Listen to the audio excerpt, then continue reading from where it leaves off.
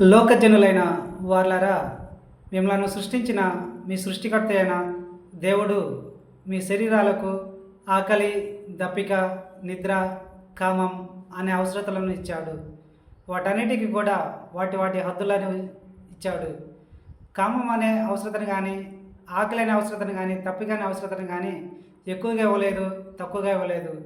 ఏ అవసరతను కూడా ఎక్కువగా ఇవ్వలేదు, ఏ అవసరతను కూడా తక్కువగా ఇవ్వలేదు. వాటన్నిటికీ కూడా వాటి వాటి హద్దులను నియమించాడు.